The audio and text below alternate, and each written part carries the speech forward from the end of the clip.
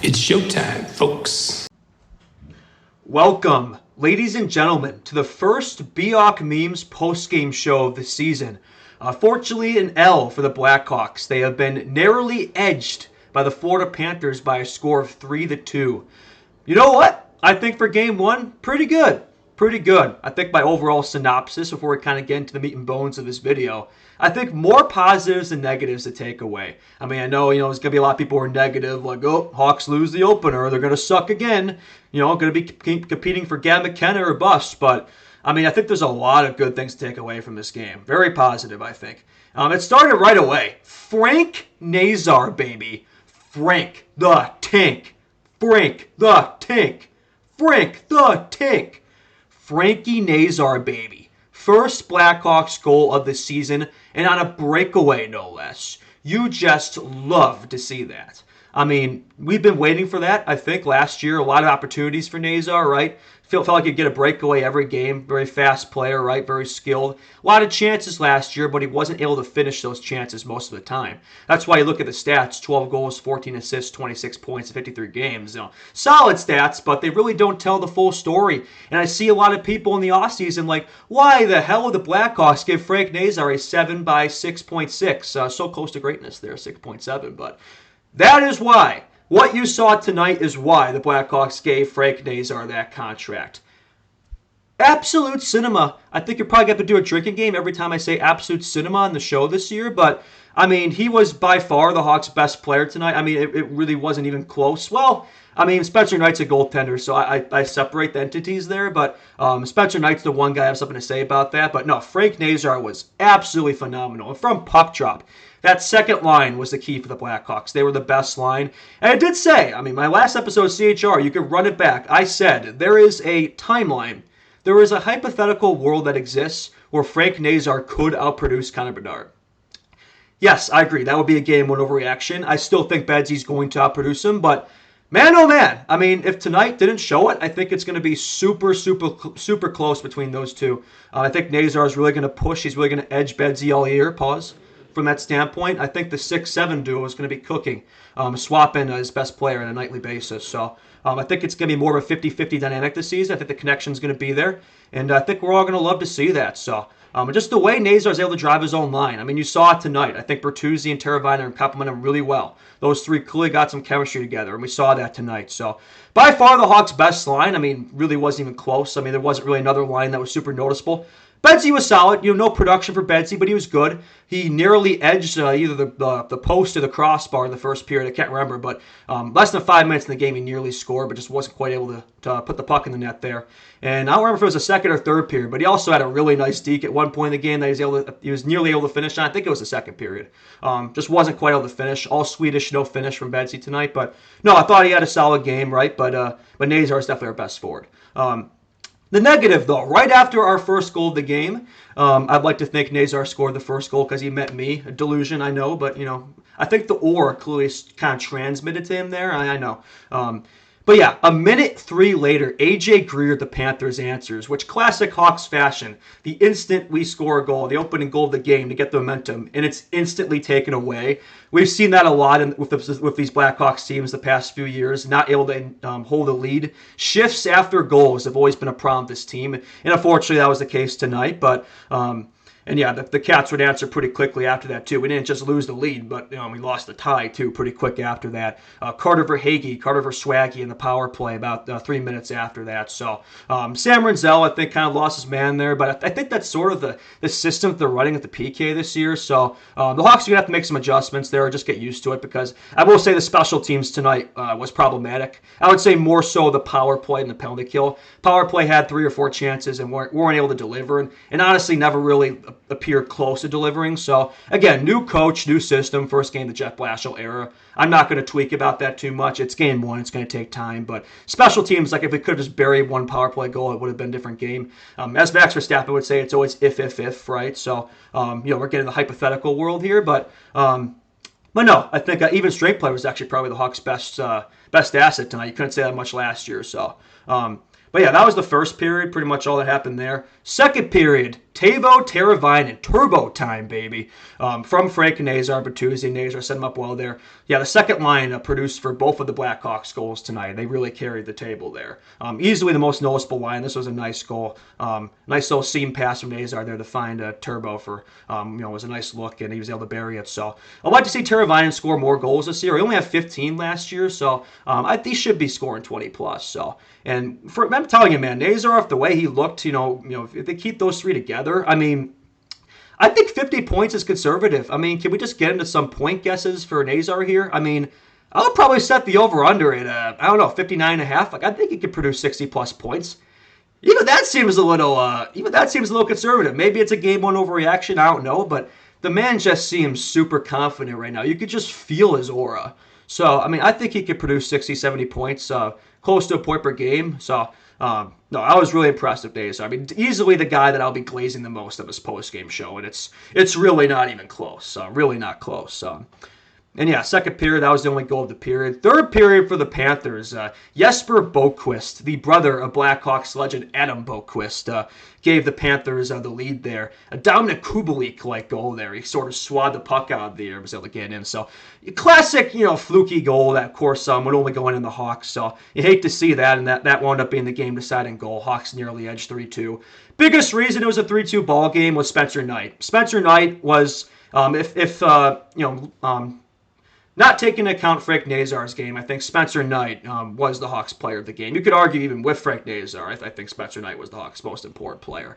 He was, 75% the reason why this game was as close as it was. The shots on goal were really lopsided here, 37-19. The Cats had some power plays too, but that's what they do. They wear you down. They're going to outpossess you. They're going to kind of wear you down throughout the game. So not really shocking. They would double the Hawks' shot totals there. You'd like to see the Hawks at least be able to break 20 from that standpoint. I mean, 19 shots isn't much. So, but yeah, they were definitely outpossessed. Even Florida, banged up team, and it's still one of the deepest squads in the league. The depth was there. There was no cup hangover. I projected a 4-3 Hawks surprise win. I was pretty close. But wound up being 3-2 Cats. But no, I mean, I think for game one to be able to go toe-to-toe, band for band against a team like the Panthers, I think it's a positive for this Hawks squad. I think they should be pretty happy with this performance. So that's solid to see. Couple notes in this game I wrote down. Besides Nazar being him, there's another negative. I said more positives than negatives, but this is one big negative, unfortunately. Artie Levshinov, I mean, I'm not really sure what he was doing tonight. I mean, it felt like he wasn't really in the game. I don't want to overreact, right? I mean, it's the 19th game of his NHL career. There's going to be a lot of Hawks fans on Twitter that are saying, why didn't we draft Demidov? And again, defensemen take longer. But I will say, the way he looked tonight, I mean, I hope we're not going to have to send him down to Rockford, but game one overreaction, it was a rough one from Artie.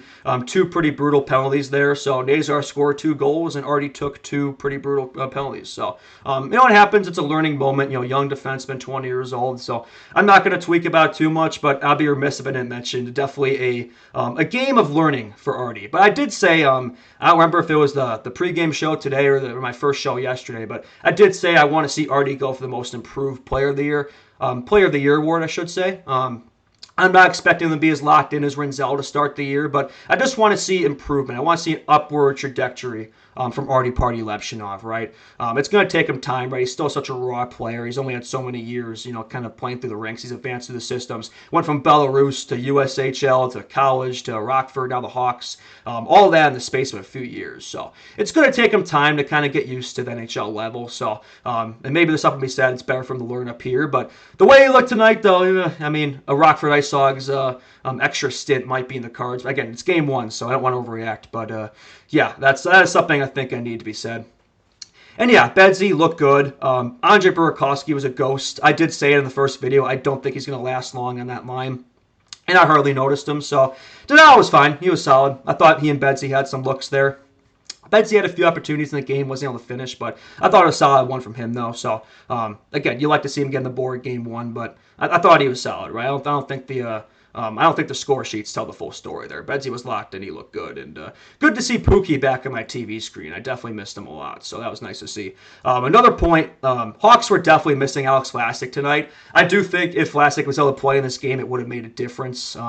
Again, if my grandma had wheels, she'd be a bike. You know, that's a Lee Grosman reference. He likes making those jokes. But by the way, check out Lee Grosman's channel. I'm going to say it again. He did a live stream for this game that was absolute cinema. So I think I'll probably be joining him, doing some cameos on those streams in the future. I think we'll talk. We'll work something out. But we're definitely going to do a lot of stuff in the future together. So I'm looking forward to that. But yeah, back to what I was talking about. You could clearly tell the Hawks D were missing Alex Vlasic. It was a very young, fresh, inexperienced D core, and that definitely showed in this game. It was very clear. Even Renzel, I think, is going to have a great year, but he had, it's definitely some learning moments, welcome to the NHL moments tonight, I think, especially in that second goal. Again, that was also on the penalty kill, so I think we can forgive him there, but I wouldn't say there was really any Hawks defenseman that really stood out in a positive way tonight. Grzelcyk on the first pair, I hope that's the first and last game I have to see him up there, because I think Vlasic should be back for Thursday. I believe Blashill said he should be back, which will be playing the Boston Bruins, so we'll preview that game on the Thursday pregame show, but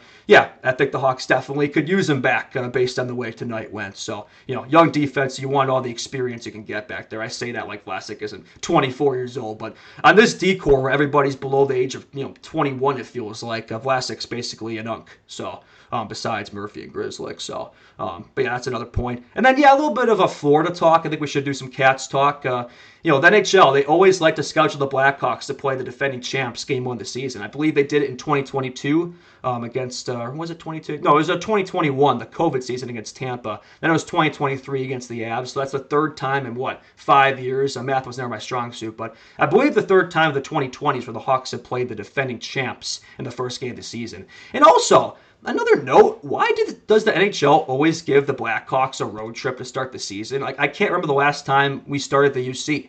It may have been that year we beat the Penguins 10-1. Was it 17-18? That may have been the last one. Somebody could fact check me on that. But yeah, the NHL loves giving the Hawks road trips to start the year. It feels like every year they give them it. But yeah, I would say Florida Panthers talk, back what I was going to get to. No, I mean, they look like the Florida Panthers. I mean, I thought without Barkov and Chuck, they might struggle a bit tonight. If the banner raising, the cup in the building, I thought they might struggle. But yeah, no, they did not struggle. They looked like the Florida Panthers.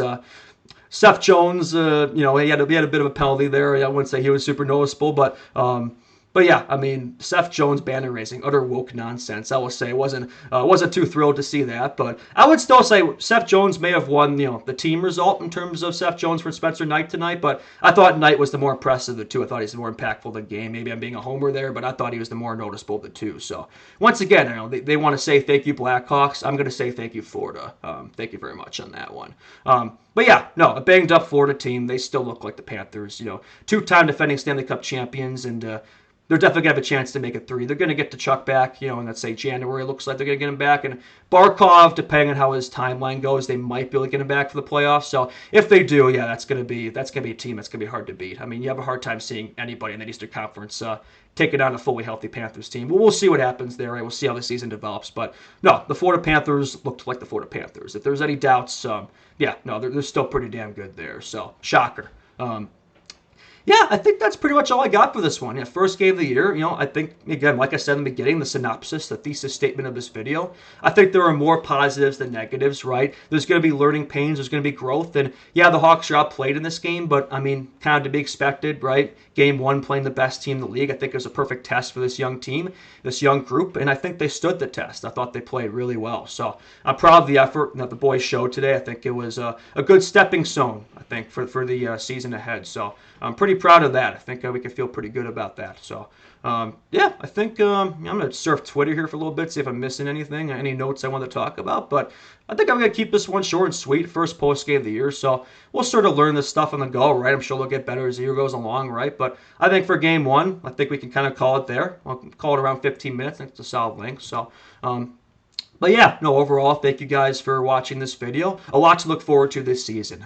Good to see Blackhawks hockey back on the TV. Real Blackhawks hockey, regular season hockey, not prospect in games and preseason hockey. So, no, nothing better than Chicago Blackhawks hockey. So, just watching them on the TV, I was getting a little emotional. Like, it's been a long off season. I think we've all been waiting for this moment for a long time. So it was good to watch my favorite team play again. So not to be a fan, a homer here, but it really is. Nothing beats it. Nothing beats it. It kind of takes all the stress away of life. So Yeah, that's pretty much all I got for this one. Subscribe to the Beoc Memes YouTube channel if you haven't already. We're closing in on 200 subs. I mean, I've had this channel up for a few days, and by tomorrow, we're probably going to be above 200. So a huge thanks for the support. I really can't say enough how thankful I am. It really means the world to me, and a lot of exciting stuff in queue. It's going to be a fun season. I think today showed that this is going to be a much more fun season than last year. Not even close. The vibes are on another level. This is going to be a fun young team to watch. And there's just a lot to look forward to. So we will be there. We will be there. I will see you in the next one. Bye-bye.